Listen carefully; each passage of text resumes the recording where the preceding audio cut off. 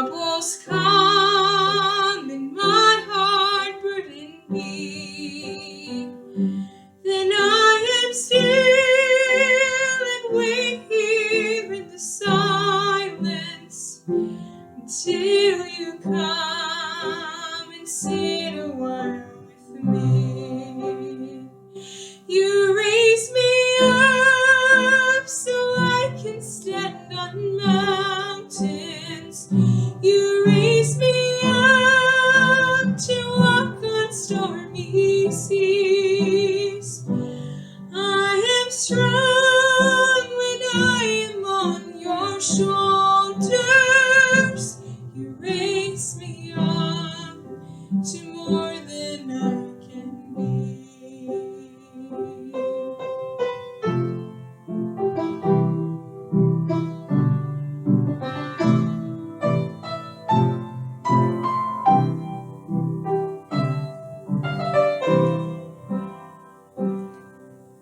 There is no life without its hunger. Each restless heart beats so imperfectly that when you come, then I am filled with wonder. Sometimes I think I glimpse eternity. You raise me up so I can stand on mountains. You raise me up to walk on stormy seas. I am strong when I am on your shoulders. You raise me up to more than I can be.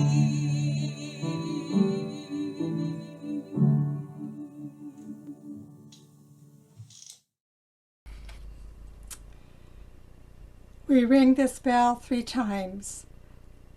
The first is for the land and the Ohlone people who occupied it before we arrived. They tended to, repaired, and served the land so that it could serve others. And much more recently, it is for the history of this congregation, which had its humble beginnings in a children's play group in 1992 and grew with much dedicated work by a small group of founders, becoming an official UU congregation in 1994, and has up to now had 3 settled ministers. The second calls us to relationship with ourselves and one another now, and that today we are formally and joyfully installing our 4th settled minister. And the third calls us into relationship with our children's children and to the future members of this congregation in the years to come, helping us to recognize our call to tend to, repair, and serve those generations who come after us.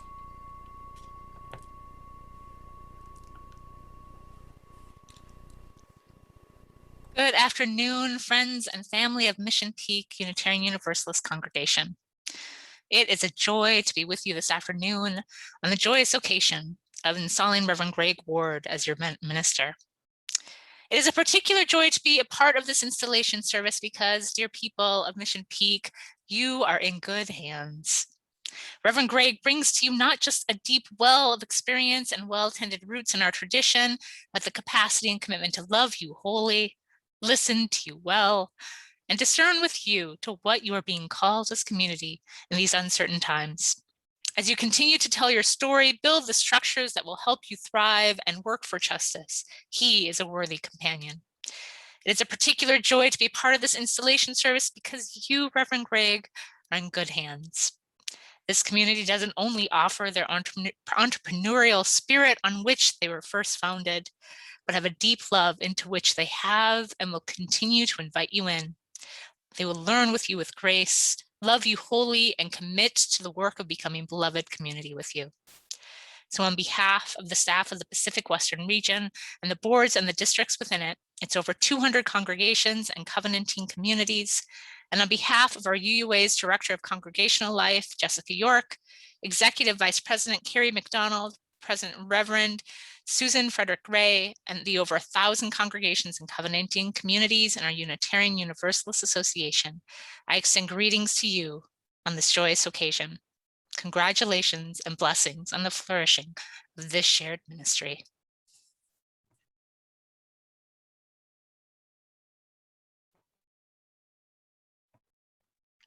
Greetings to all you wonderful people attending this installation of my friend, the Reverend Greg Ward. My name is Karen Labraco, and I bring you greetings from Western New York State, across Lake Ontario from Toronto, where Greg served as an intern minister. I bring you greetings and salutations from the Ministerial Fellowship Committee. Greg Ward and I both serve on this UUA committee charged with credentialing and equipping new ministers for success. This is a significant volunteer commitment, akin to a part-time job, and it reflects Greg's dedication to our Unitarian Universalist faith and to his ministerial colleagues. I bring you greetings and best wishes from LREDA, the Liberal Religious Educators Association. Many years ago, when both Reverend Ward and I had brown hair, fate brought us together at a suburban Atlanta congregation. For me, it was one of those synergistic relationships, the kind when together we could make 1 + 1 = 2.5. Such a staff relationship is not always the case. And Greg was instrumental in helping the ministers and religious educators in our cluster confront our conflicts honestly and directly, opening the door to many fruitful collaborations. Reverend Ward and I have both served congregations in transitional roles. His skills in seeing the big picture and asking the right questions will benefit you in the short and the long run. The Guild of Interim Religious Educators sends you greetings and best wishes as you embark on this journey together. And last, but hopefully not least, I bring you greetings from the entire Labraco family. Bernie, Christina, Neil, and I all wish you, Greg, and the Mission Peak UU congregation the best going forward.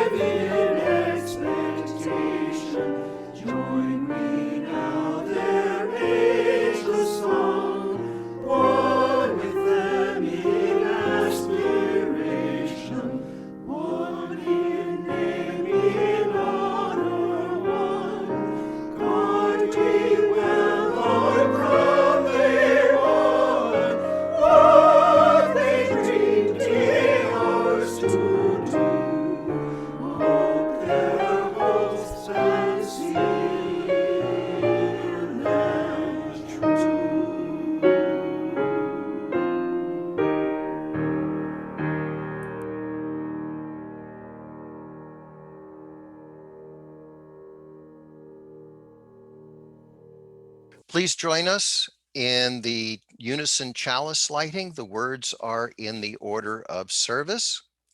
We light this chalice to remind ourselves to treat all people kindly because we are all one family, to take good care of the earth because it is our home, to live lives full of goodness and love because that is how we shall become the best people we can be.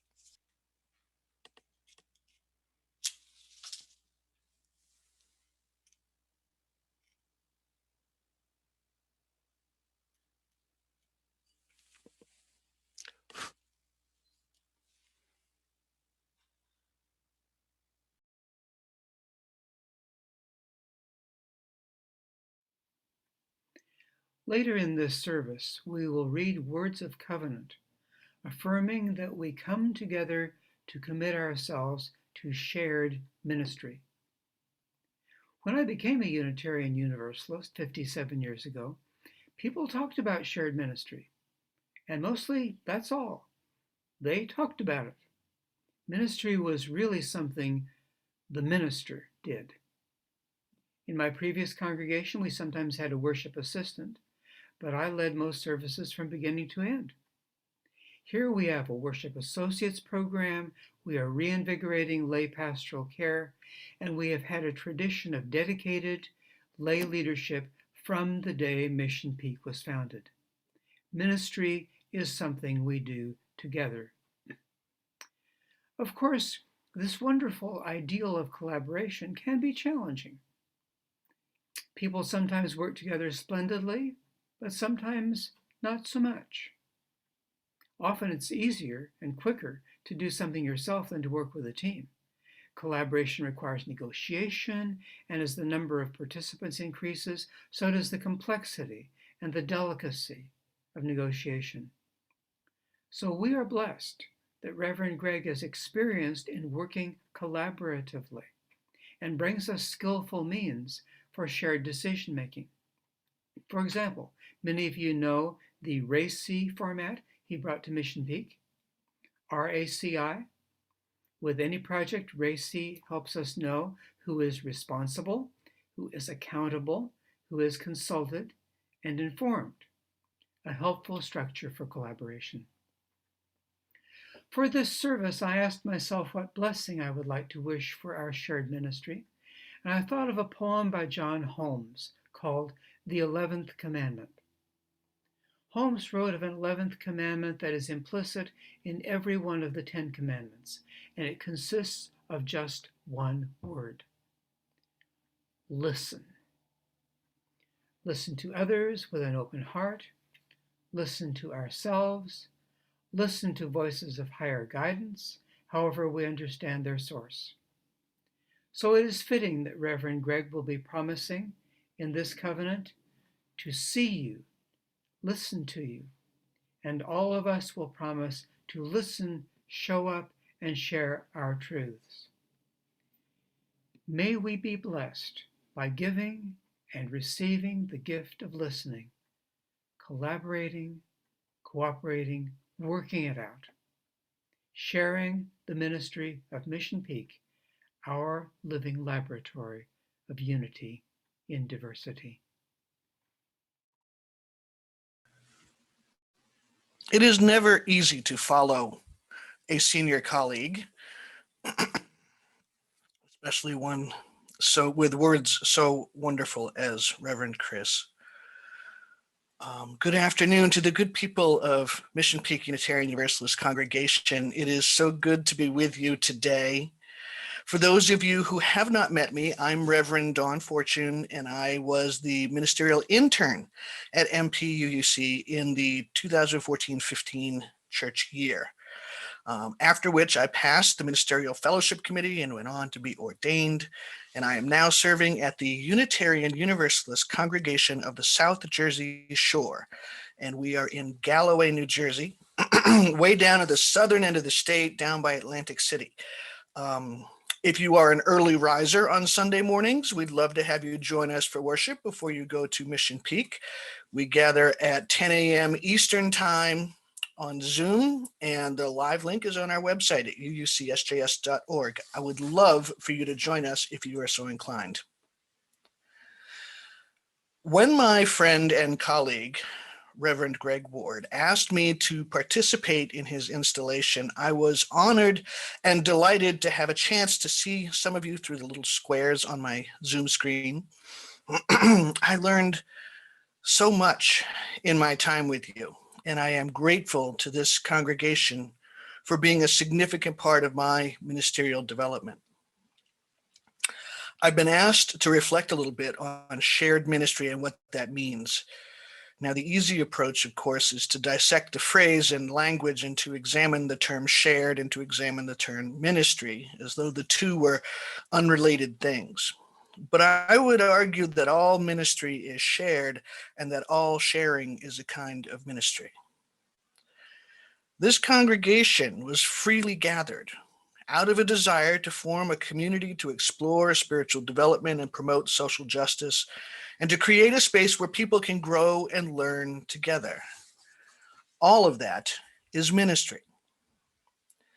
And as happens in any community, nobody gets everything they want. Everybody must compromise at least a little. And it is that sharing of resources and time and money and energy and kindness, all of that sharing is ministry. Now, the shared ministry team of Reverend Greg Ward, Reverend Barbara Miller, Reverend Chris Schreiner, and your fantastic Director of Religious Education, Sean Snavely, they will work together as appropriate to their boundaries and contracts and all that other stuff and their skills. They'll do that as best as possible to meet the spiritual and pastoral needs of this congregation. But I'd like to focus right now on the part of shared ministry that you provide. The congregation provides ministry to its members, to the community in which it lives, to the larger region of Unitarian Universalism, and our movement as a whole. We are interconnected. What one of us does affects the whole. I encourage you to keep in mind that Greg is not here to do it all, to fix what might need fixing, or to be the answers to any number of requests, hopes, or, dare I say it, prayers. He is here to be your spiritual companion. And your role is to support him and trust him and let him lead you. One more thing I want to say before I finish, and that's this. You will disappoint each other. You will unintentionally break one another's hearts. Such is the human condition. We are imperfect. We are each filled with a myriad of things, hope and fear, things about which we are very educated and things about which we know almost nothing. There will be times when you, individually or collectively, act out of some kind of fear or insecurity, because humans and congregations do, and you're not exempt. And I want you to grant Greg that same grace. Remember that he is a human being too, that he has hopes and fears and things about which he knows a lot and things about which maybe he doesn't know a lot. He is like you, imperfect, fallible, human, and he has a good heart. You are installing him as your minister in a covenantal relationship that is not a dry, cold contract, but a living, breathing, growing, flexing agreement, a commitment to the relationship itself, promising to work together and understanding that each of you will make mistakes and always allowing room to return to that covenantal relationship. Sharing, remember, means giving and taking. It means we don't always get what we want, and we take turns. You'll have to do that, and he'll have to do it too. May you, the Mission Peak Unitarian Universalist congregation, be blessed in this new relationship that you are celebrating today with Reverend Greg. May you remember that shared ministry brings with it benefits and burdens for all who participate. Be well, friends. It is good to be with you, and may you be blessed in this relationship with your new minister. Blessed be.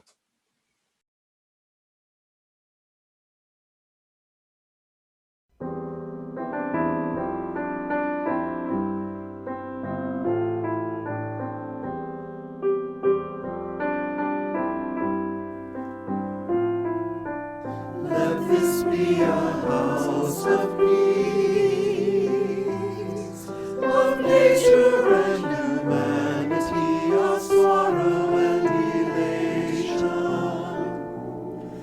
Let this be our house, a haven for the healing, an open room for question and our inspiration. Let this be a house of peace. Let this be our house of peace. Let this be a house of peace.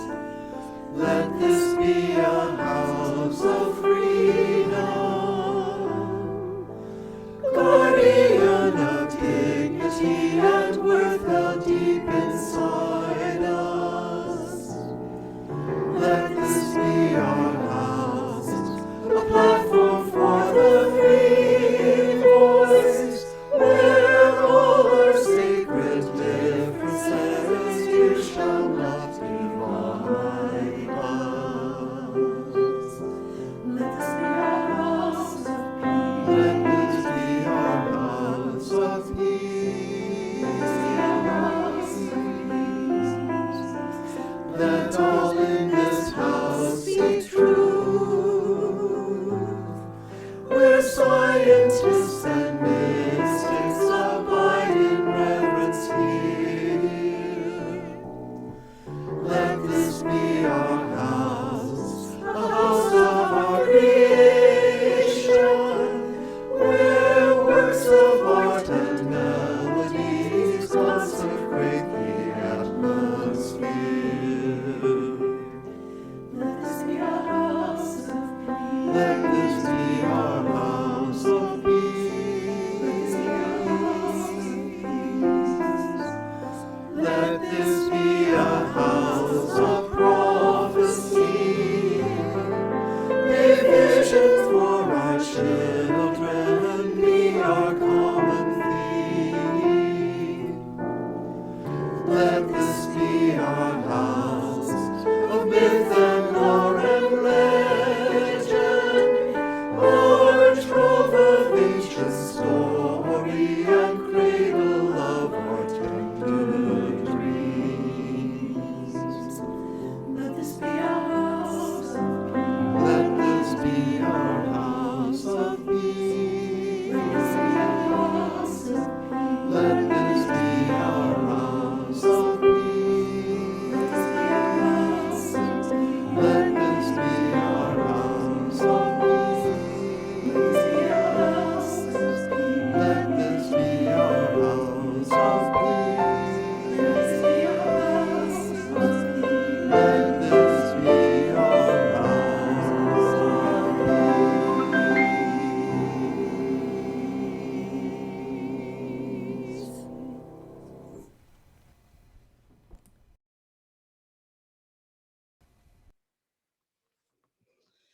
Good afternoon, everyone, and thank you so much for being here today. I am so happy that Reverend Greg asked me and gave me this opportunity to tell you a little story today for our Time for All Ages. I have to say I had a lot of fun putting this together, and so just to let you know, I wrote this story, and I want to give shout out to our Mission Peak UU children and youth because I stole some of their pictures to make this story happen, and also a big shout out to the fur animals in my house who played along with today's story as well. So if it's real bad, I apologize. If it's real great, thank you so much. Thank you all again for being here, and I'm excited to tell you this wonderful MacGyver-esque story. Ta-da.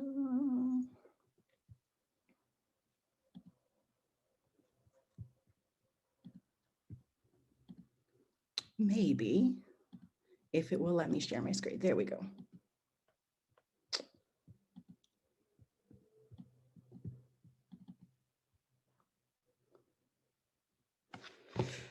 This week on McShawn Takes on the Trials of Religious Education, we have a new challenge. Can McShawn rise to the occasion, or will all be lost?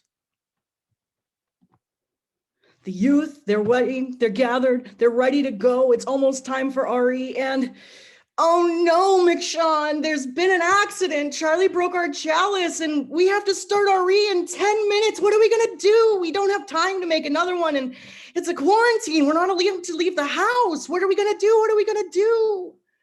Oh my goodness, Charlie, look at the mess you made. Are you sure?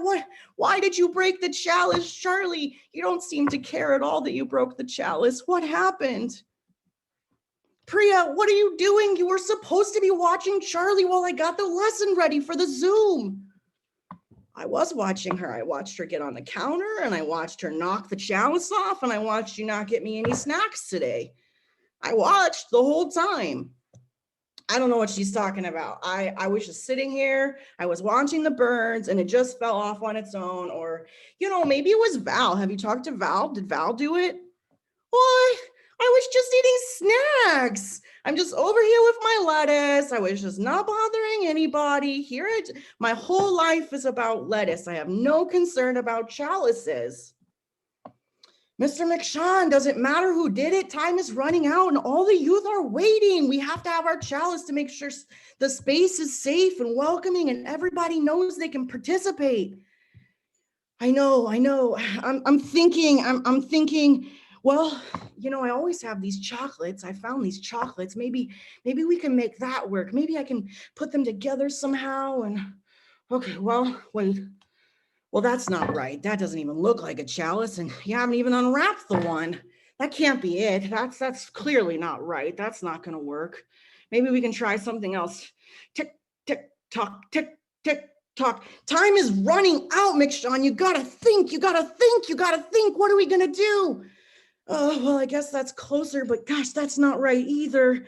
Does it even look like a chalice? I mean, it looks delicious, but is it a chalice? Oh, goodness gracious. Tick tock, time is running out, McShawn. Time is running out. What are we gonna do? McShawn, we have an idea. Try 2 Rolos, then the peanut butter cup, then the kiss on top.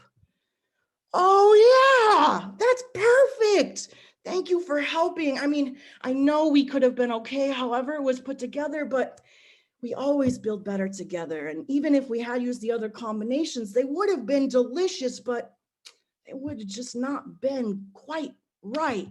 We have to work them in the right order. And, you know, it's always double sweet when we get it just the way we want it to be. And it looks like the thing we were hoping it would look like. The end. Thank you all so much for listening to this crazy story and for all of the wonderful pictures of my pets. I am so excited to walk on this journey with all of you continually to build better together and to MacGyver all the situations that we possibly can. We have many, many years worth of figuring out how to put our chocolates together in the right way, of bribing one another with chocolates to keep doing our volunteer work and putting together what a wonderful community we have today. And I hope that we continue on this journey together with one another. And I look forward to bringing the chocolate always and being here and helping all of you put things together. Thank you. May it be so. Wow, what an act to follow. But fortunately, what I have to share are some words from Howard Thurman. And these are for all of us. Sing a new song. The old song of my spirit has wearied itself out. It has long ago been learned by heart, so that now it repeats itself over and over, bringing no added joy to my days or lift to my spirit. It is a good song, measured to a rhythm to which I'm bound by ties of habit and timidity of mind. The words belong to old experiences, which once sprang fresh as water from a mountain crevice fed by melting snows. But my life has passed beyond to other levels where the old song is meaningless. I demand of the old song that it meet the need of present urgencies. Also, I know that the work of the old song, perfect in its place, is not for the new demand. I will sing a new song. As difficult as it is, I must learn the new song that is capable of meeting the new need. I must fashion new words born of all the new growth of my life, my mind, and my spirit. I must prepare for new melodies that have never been mine before, that all that is within me may lift my voice. So be it.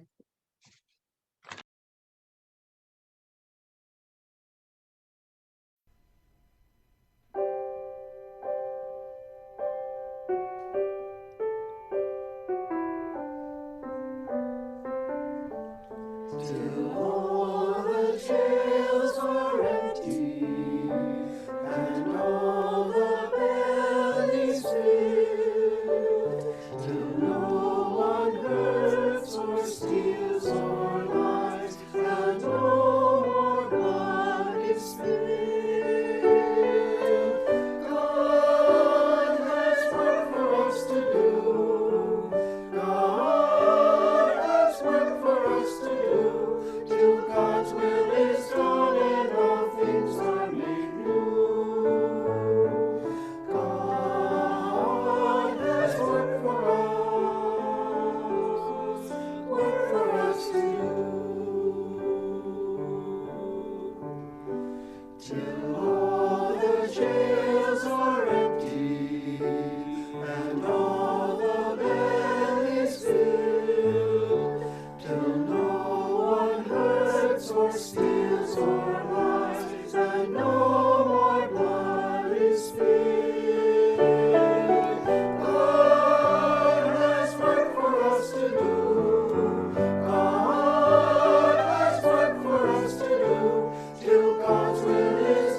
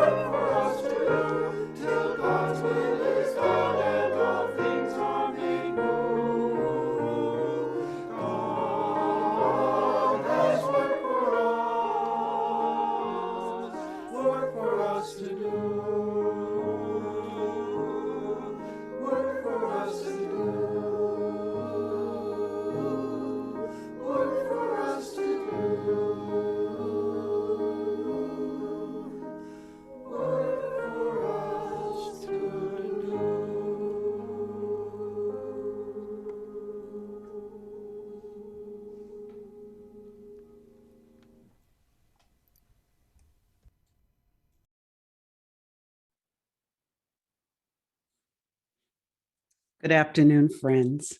I am Kikanza Nuri Robbins. I bring you greetings from the Unitarian Church in Santa Monica, where the Reverend Jeremiah Callanday serves.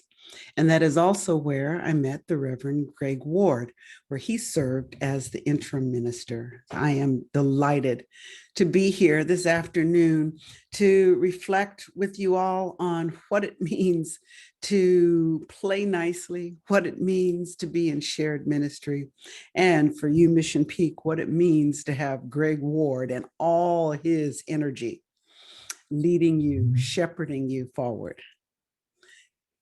So people have already talked about what shared ministry is. Have you ever wondered why shared ministry is so hard?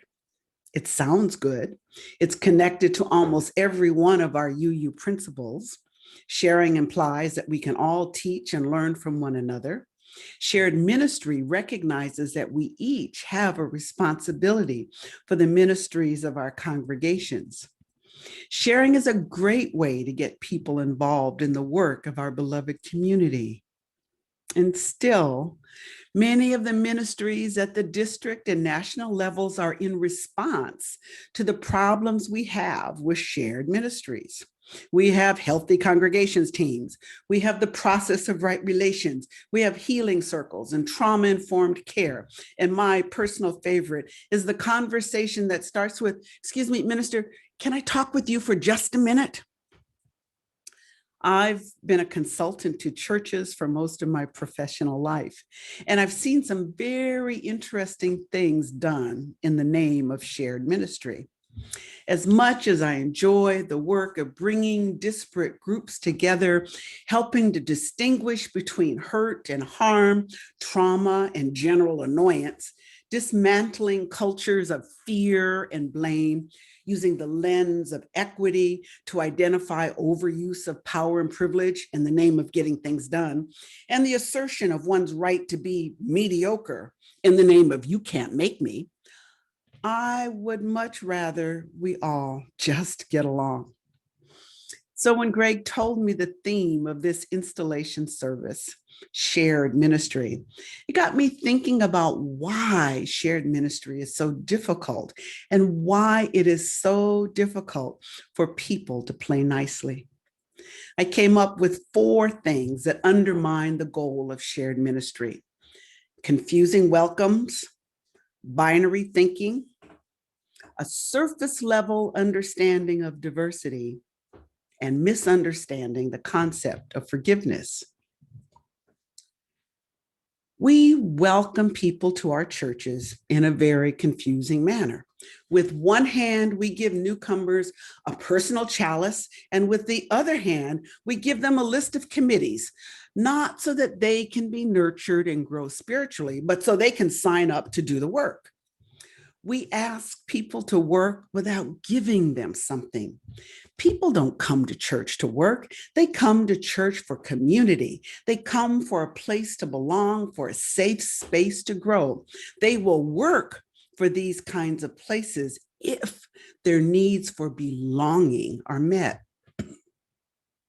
Even before a new family has decided where in the sanctuary they're going to sit, we bully, flatter, and guilt people into doing things that they don't really want to do. Welcome, come work, is not a very friendly welcome. If you came to my house and I passed you a mop or asked whether you would rather clean the kitchen or the bathroom, you probably wouldn't come back. In work, we say you will find community. I say not always. Some people need to be nurtured first. Now, binary thinking is a major problem in the Western world, particularly for us baby boomers. We've been taught to think in opposites. Things are either up or down, in or out, left or right, male or female. We even talk about the opposite sex. Binary thinking presumes the world is concrete, finite, and black and white, which makes sense when we remember that most of us were raised with black and white TV with only 3 stations that stopped broadcasting at midnight. There was only one way to turn on the electric typewriter. Now we live in a world of unlimited options and possibilities. We don't always remember that. We advocate for diversity and we focus on the wrong things. We are great with what people look like, who we love, and which pronouns we use. We are not so great with how we think, with what we value, and the approaches we take to decision-making and problem solving. And we are horrible at the intersectionalities of all our identities. We act as if we all value the same things with the same priorities. UUs are so far ahead of the general population in embracing the voiceless, the invisible, and the oppressed. We often miss the many microaggressions that we inflict upon one another. We miss the difference that differences we cannot see make. We neglect to hold spaces large enough to hold all of our diversity.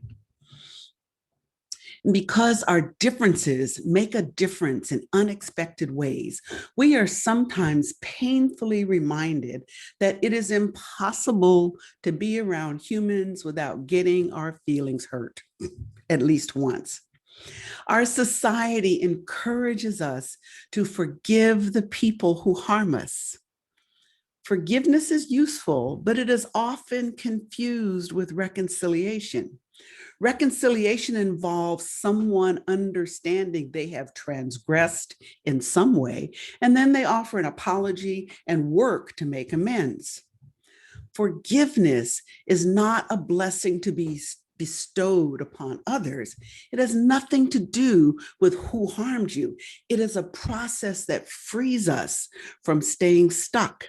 It doesn't mean that you weren't wronged in some way. It means that my bad behavior will not stop you from doing what is right and good for your community and for yourself. Jonathan Lockwood Huey says, we should forgive others not because they deserve forgiveness, but because we deserve peace. Do you ever wonder why people volunteer to publicly forgive a transgressor in the name of someone else? It's because they want to let it go. They want peace of mind. They don't want to think about it anymore. They don't want to be concerned with the bad stuff that happened. They wish people had played nicely, but since they didn't, they try to forgive. Forgetting, of course, that forgiveness is the work of the one who was harmed, not the one who's trying to be an upstander. Shared ministry needs to help people develop their muscles for forgiveness. We need to work on forgiving others for their transgressions and forgiving ourselves when we misstep. And when we work so hard at being welcoming and creating a community that is intentionally diverse, there are lots of opportunities for forgiveness. So 4 things that undermine the goal of shared ministry: binary thinking, confusing welcomes, a surface level understanding of diversity, and misunderstanding the concepts of forgiveness. So what might be done to counter these barriers? UU Minister Robert Fulghum taught us that all we need to know we learned in kindergarten. We could also learn a lot from a box of crayons. Some are sharp, some are beautiful, some are dull, some have very strange names, and all are different colors, and they all have to live in the same box. We must recognize that we are far more diverse than the crayons. Race and ethnicity, gender, that's the obvious stuff.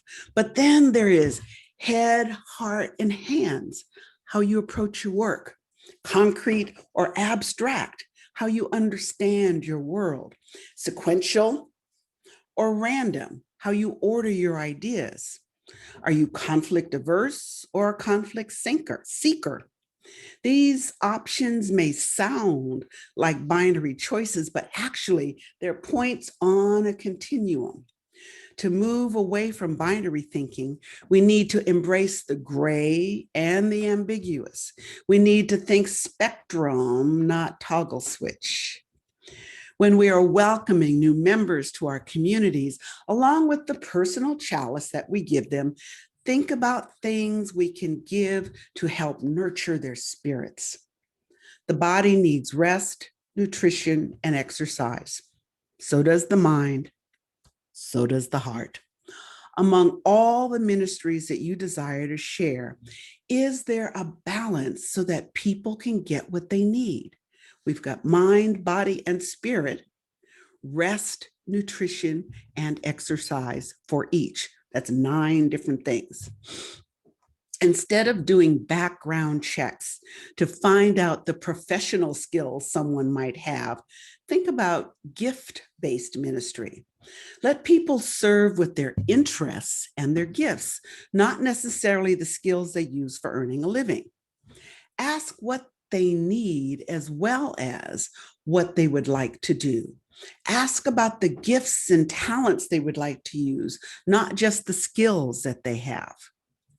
Shared ministry in the beloved community is a wonderful goal and a guarantee that something will go badly. A free and responsible search for truth, sometimes the truth is going to hurt you, especially when it comes through people you don't particularly like. So in building community, you just have to find the people that are worth being hurt by. If you are in relationship, I guarantee you, you will be misunderstood, misquoted, and mistreated. Why you? Because it's your turn. The important question to ask yourself is, are these people worth it? Is this community worth it? I would guess probably so. So Mission Peak, if you're going to hang out with people, you have to manage yourself and all the dynamics of diversity. My suggestion is that you not try to be the vessel that holds all of the pain, confusion, and hurt. Rather, hold the vessel, create and hold a vessel that is spacious enough to contain the love, the joy, and the excitement in being a part of this great movement. Along with all the stuff that comes with it, make space that can hold disparate ideas at the same time. In Taoism, we learn the concept of Wu Wei, the value of empty spaces. What makes a cup or a bowl or a wheel useful is not the substance of the thing, not the porcelain, not the rubber, or not the wood, but the empty space that it creates.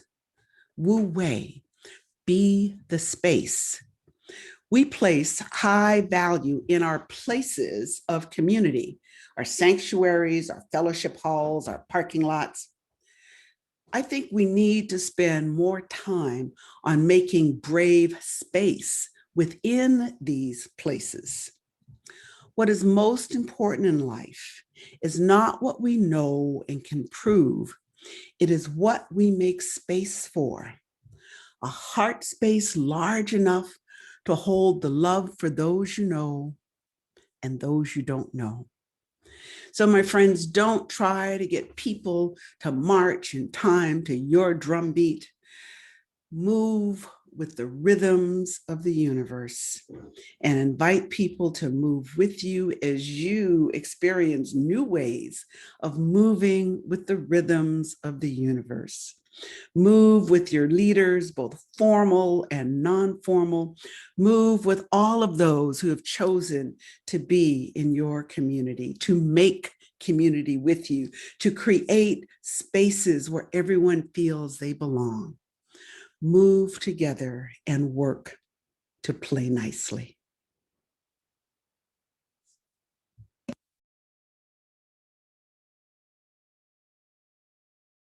Good afternoon. My name is Richard Nugent. I so wish I could be with you today in person, since I've known Greg since our days at the Pacific School of Religion more than 25 years ago. Instead, I'm speaking to you from my home in Washington, D.C. For the past 13 years, I've had the pleasure and the responsibility to administer the UUA's Living Tradition Fund. If you have attended one or more General Assemblies, you're probably familiar with the fund. It's the recipient of donations given during the annual service of the Living Tradition, which honors the milestones attained by our clergy, credentialed religious educators, and certified musicians. What many of you don't know is how these funds are used throughout the year. And used they are. The Living Tradition Fund is a lifeline, offering hope, help, and perhaps most importantly, it's an expression of love toward religious professionals and other staff who work day in, day out, and many nights on our behalf and on behalf of our faith and its progressive values. What isn't often seen are the personal struggles faced by some of our hardworking staff, but I do, because I'm one of the persons that they can turn to for advice and financial help. Allow me to share a few examples of how our Living Tradition Fund helps hardworking congregational staff. For instance, the fund is there to help following catastrophic events, including fires and hurricanes, floods, and countless unplanned personal disasters, including a simple car repair that a part-time staff member simply can't afford, but it's essential if they are to get to work, perhaps go to community college, or contribute support to their families. The fund is there to help individuals following a major accident or who's struggling with a serious illness or disabling condition and facing soaring out-of-pocket medical and prescription drug bills. The fund is also there to help retired ministers and their surviving partners who are often living on limited income with emergency home repairs, to help offset high fuel costs, to purchase a new hearing aid or costly dental work. And the largest annual expenditure from the Living Tradition Fund helps pay the staggering debt incurred by so many of our newer ministers during the 3 to 4 years that they spend attending seminary, serving as an intern, and being trained in hospital or institutional chaplaincy. You may be surprised to learn that this year, 102 ministers have applied for debt reduction grants, and that they collectively owe $6.8 million for just their seminary education. That's about $70,000 on average, and an increasing number each year owe more than $100,000. I could go on, but Greg needs to be officially installed as your minister. What I do hope is that I've conveyed the importance of the Living Tradition Fund to the well-being of those who staff our congregations. So please join me in this important ministry by making a financial contribution to the Living Tradition Fund today, one that is meaningful and that will bring a smile to your face. You can do so by mailing a check made payable to Mission Peak with Living Tradition Fund on the memo line to the address shown, or dropped in the mail slot at Call Hall. Your gift today is an expression of love to religious professionals and other congregational staff, and a reminder that they are part of an integral part of our faith community that extends from the smallest fellowships to the largest congregations, from Halifax to Honolulu, and in every community in between, where the flames of Unitarian Universalism blaze brightly. Many thanks for your financial support. Blessed be, and may your new ministry be a long one. Thank you.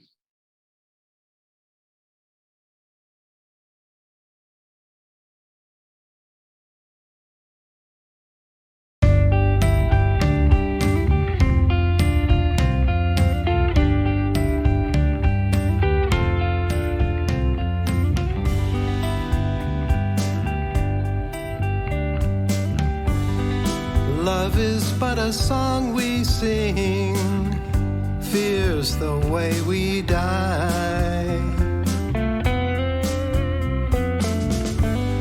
You can make the mountains ring, or make the angels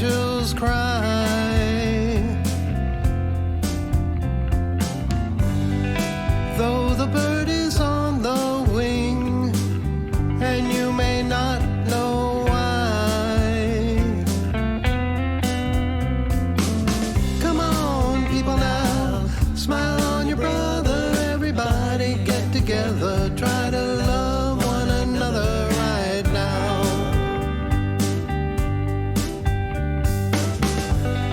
Some may come and some may go, he will surely pass. When the one that left us here returns for us at last, we are but a moment's sunlight fading in the grass. Come on, people, now smile on your brother. Everybody get together, try to love one another right now. Come on, people, now smile on your brother. Everybody get together, try to love one another right now.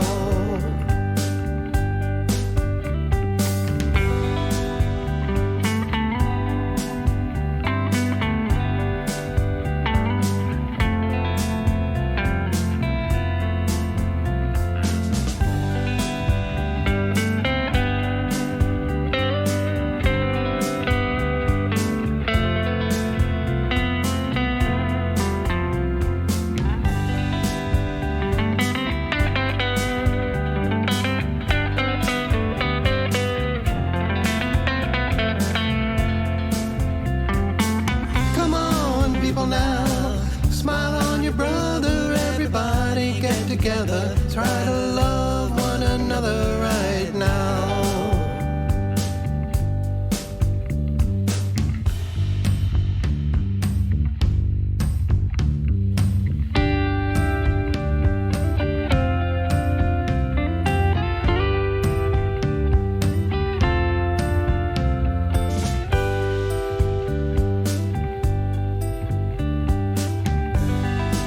If you hear the song I sing, you will understand.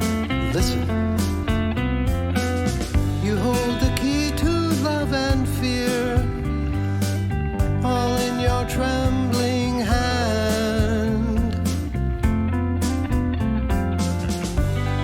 Just one key unlocks them both. It's there at your command. Come on, people, now smile on your brother. Everybody get together, try to love one another right now. Come on, people, now smile on your brother. Everybody get together, try to love one another right now. I said, come on, people, now smile on your brother. Everybody get together, try to love one another right now.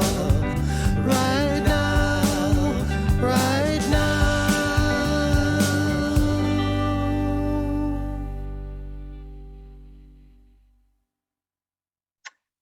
Hello, my name is Allison McDonald, and I am privileged to serve as the president of Mission Peak UU Congregation.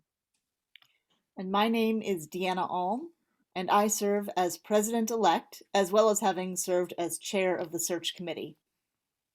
And we have the honor of leading this part of the ceremony, the act of installation. It's what we're all here for. This exchange of promises will bring the Mission Peak UU congregation into a covenant of shared ministry with Reverend Greg Ward. In this historic covenantal tradition, we come together with free minds and open hearts to commit ourselves to shared ministry. In doing so, we partner with ordained and lay, professional and volunteer, experience with innovation, all toward the aim that love and justice shall be served. Will the members of the Mission Peak Unitarian Universalist congregation please raise your right hands as you are able and give voice to the covenant which welcomes you into this shared ministry.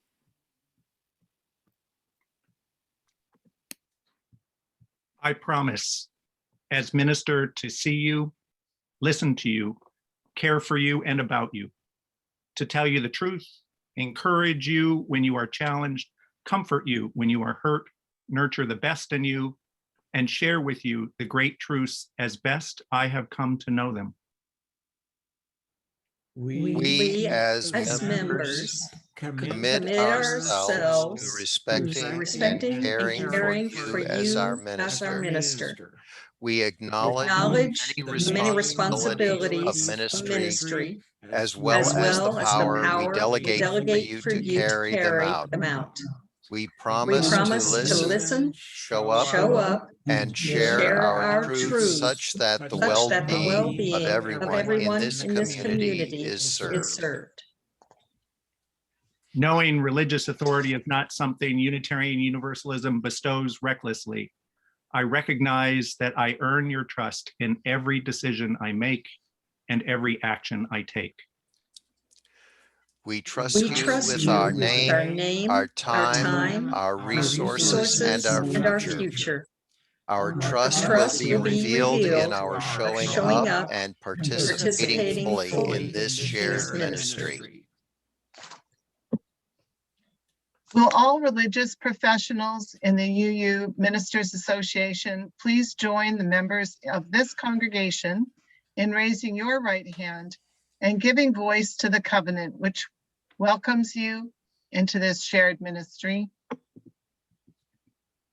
In the hope that the trust between us remains strong and true, I call my ministerial colleagues into this covenant, that I may be held to the high standards of the Unitarian Universalist Ministers Association and the ethical standards, expectations of conduct, and accountability procedures that emphasize fair process and prioritize the safety of those in my care. We have all known the pain pain of of relationships that have suffered from lack of clear and accountable commitments to moral and ethical safety. We join with the lay and professional leaders among us to complete this circle of trust, establishing care and safety as paramount to the success of our shared ministry. I especially commit myself to the care and partnership of those marginalized identities within and throughout this shared ministry. I commit my ministry to be one of liberating myself from unconscious bias and liberating others from outward and systemic oppression.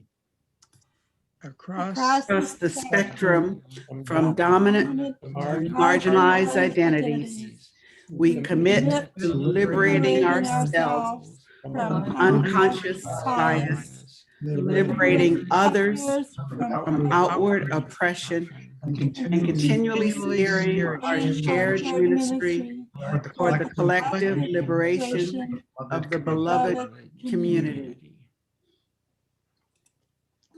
Will the family and friends outside Unitarian Universalism who pledge yourselves to hold Reverend Greg in your circle of care please join this congregation and these religious professionals in raising your right hand as you are able and giving voice to the covenant which welcomes you into this shared ministry.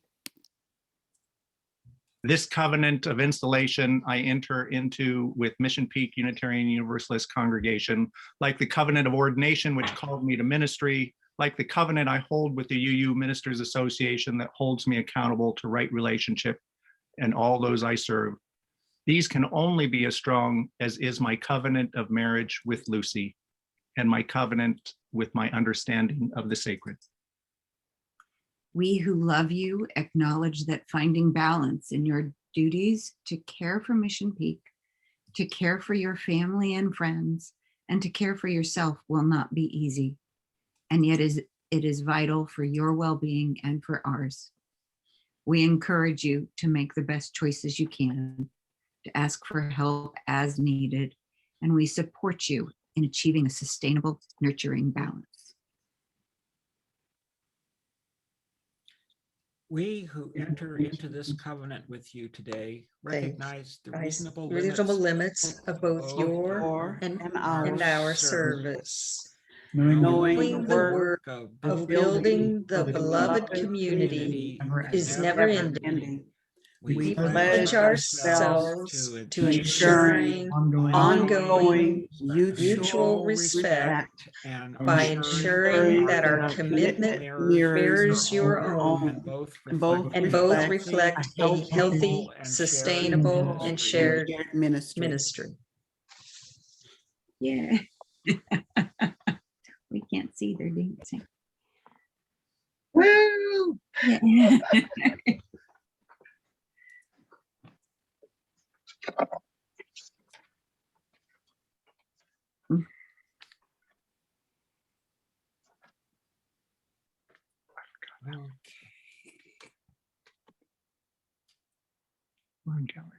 Mhm.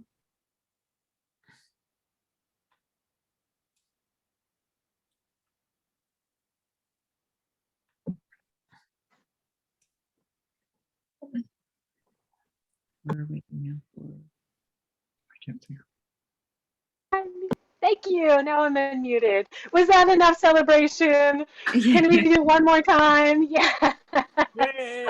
Much celebration and dancing by all involved. Thank you, everyone, for conveying your energy and your prayers as we share this covenant together.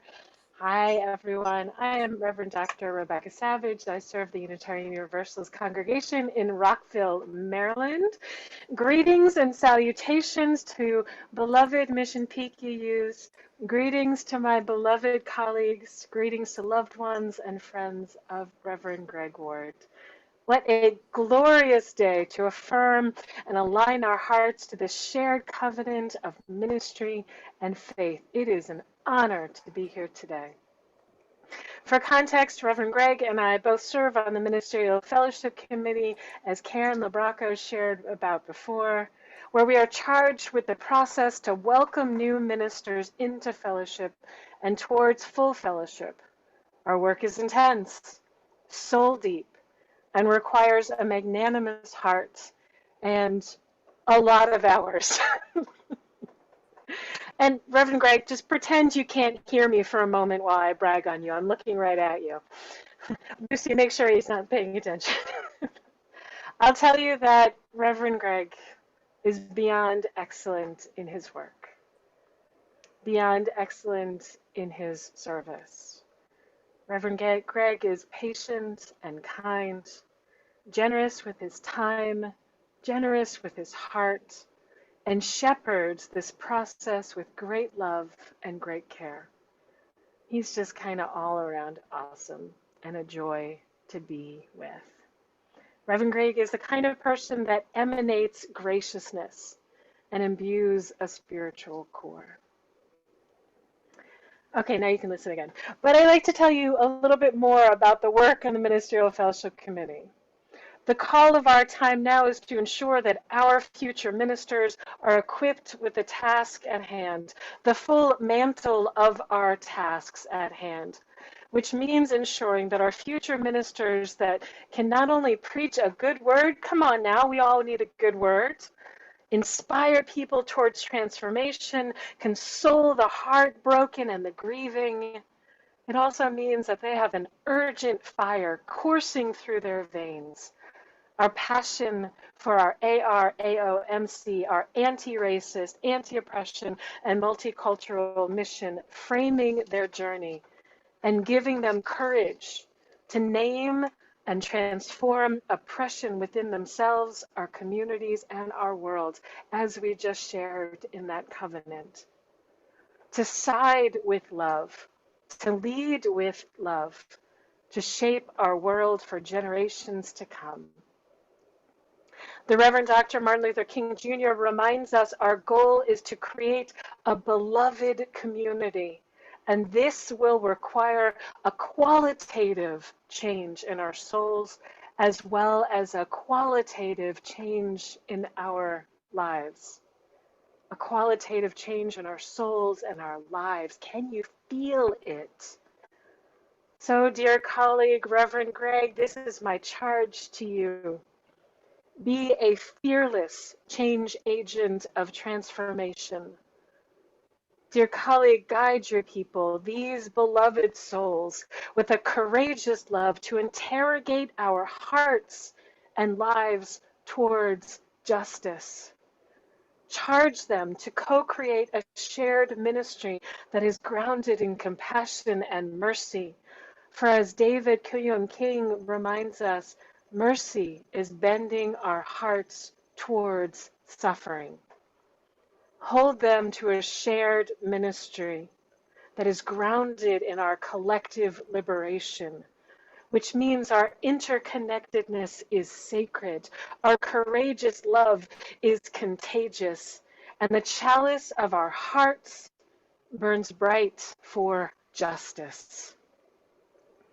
And where, to quote Bishop Desmond Tutu, collective liberation means instilling the knowledge that to harm another is to harm ourselves. And harm exists and thrives only as an extension of forgetting that we belong to each other. We belong to each other and the earth, and that belonging is greater than our hurts, our finite longings, and that toxic individualism that too often keeps us isolated and stridently self-reliant. And this means that as a fearless change agent of transformation, my dear, cherished colleague, that everyone will not always like you. Model for them both bold, prophetic, challenging messages and leadership, and an expansive grace when we fall short of our highest ideal and our highest good, to include you. As our colleague C.B. Beale refrains to us, instill a spirit that does not say, you are welcome here, but this place was built for you. You, my queer, trans, and non-binary kin. You, my Black kin, our Indigenous kin and people of color. You, questioning, seeking, and doubting kin. You are grieving, hopeful, and inspired kin. This place was built for you and us. And Reverend Greg, my charge to you is to keep framing, that framing, at the forefront of your ministry. This qualitative charge in our souls and our lives is made real, experienced in our bones by widening our sense of belonging. So I'll finish with these words that came to me this morning that we say to our babies and our children when we dedicate them into our faith communities. May your thoughts be wise. May your lips speak truth. May your heart know love. And may your hands do good works all the days of our lives. Amen and Ashe.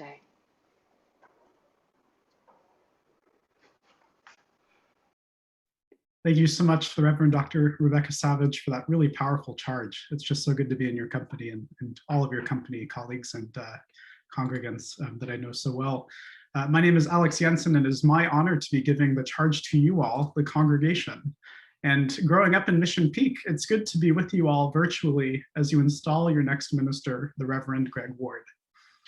Now, I don't need to be the one to tell you, and in fact, I think I'm one of the last to tell you of how lucky each of you is to be moving into a shared ministry with the other. And as one of your own, my hope is that you might hear my words both as an affirmation of who you are, and also a heavy challenge for growth in the coming years with Greg as your minister. I met Greg after I reached out to him to chat about his work on the Ministerial Fellowship Committee. And immediately I understood why Mission Peak called him as its next settled minister. His warmth and depth of care are palpable, even as I've only known him through emails and Zooms. It's clear that Greg has a beautiful vision for Unitarian Universalism and the kinds of communities that we hope to create together. It brings me so much excitement knowing that Greg is your minister. He embodies the best in his ministry of both Unitarian Universalism and our shared covenant that you recently adopted. And more importantly, he lives into the values of this additional shared covenant that you all just entered into through this act of installation. And while Greg is an incredible and remarkable minister in so many different ways, ministry itself is a shared endeavor. What a congregation understands about itself and doing the work of bringing this vision into the community and wider world is an undertaking that requires partnership. A minister can't hope to do this all on their own, and likewise, a congregation's bond with their minister to imagine the possibilities ahead is another inseparable part of this partnership. Congregations need ministers, and ministers need the support of their congregations to bring about transformation and to live out this shared theology and covenant. Unitarian Universalism is at a juncture. Our faith is deciding today who it is that we are and who it is that we are yet becoming. Do not underestimate the importance of this moment. Unitarian Universalism is dynamic and changing, and ministry is changing in order to respond to a shifting world. A world that demands that we change with it, should we wish for our faith to continue to minister to it. We witness a planet that is deeply hurting and weary. Unitarian Universalism and you, Mission Peak, are up to this great, heavy task. My charge to you, the members and friends of Mission Peak Unitarian Universalist Congregation, is to give your hearts and minds to this great moment. Be bold in rising to the challenges of our world, the pains of racial injustice and white supremacy, a global climate crisis, increased violence by guns and policing, especially against Black, Indigenous people, and other communities of color. Bring your spirit, your energy, your time, and your persistence. Be brave to see the ways that your community is still far from the fullest community that our tradition calls us to create with one another. Be prepared to do the hard and uneasy work of self-reflection. Be humble in this moment, seeking to listen deeply. Live into radical welcome for those who are most at the margins, the same radical welcome that you gave me as a young, closeted gay teenager walking through the doors at Cool Hall all those years ago. I know in my bones that you are up to this challenge, and I have no doubt that you will bloom in your ministry with Greg. Treat Greg well as he continues in his ministry with you. Give him your faith and confidence. Have his back. Trust him when he challenges you to be and do better. Let him preach to you with that same fire and spirit that brought you to call him. Give him grace when he messes up. Be kind to him, knowing that he brings to each of you a full and caring heart. Be proud of who you are and who you are yet becoming within this sacred partnership. And together, you will do incredible things. And without one another, you will struggle to realize this greater vision. Our world needs your ministry, and it's on your shared ministry with Greg to rise to this great task. May you be prepared to enter into this sacred wrestling of shared ministry. As you envision who you are as a community and who you want to become at this moment of juncture, may you each be filled with an abundance of spirit. A spirit that brings you a restlessness to engage and serve, a spirit that transforms you, bringing you into a new sense of who you are and who you are yet called to become. May you and Greg be blessed with many abundant years of ministry together, and may you not forget your sacred role in bringing your community's love into our shared world. May it be so, and amen.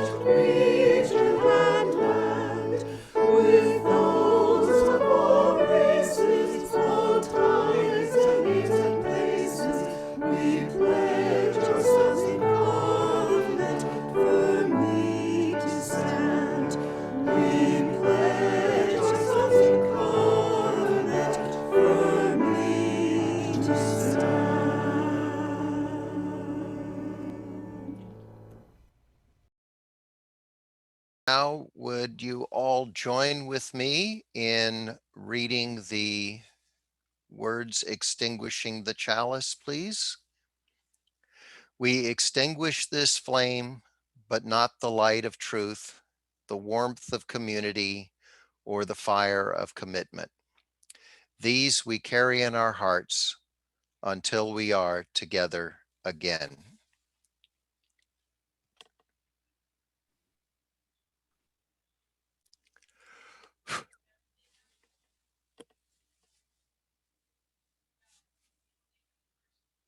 Dear friends, reach out and take hands. Let us extend beyond these little boxes that we're in, both in this moment and in life. Help us to remember that the work that we have to do is bigger than any one of us. Know that we all bring the best of our experience, the best of our time to one another and to the future to which we are called. I promise you to love you. I promise you to be humble when I make mistakes. I promise to ask you how to do better in a world that needs better. I am almost speechless with all of what has been said today, but I guarantee you that's almost speechless, not completely speechless. There is much to say and much to do, and I couldn't be prouder of the people that I do it with. Thank you for this opportunity to serve the larger world. May we be blessed, and may the world be blessed by us. Amen, and blessed be.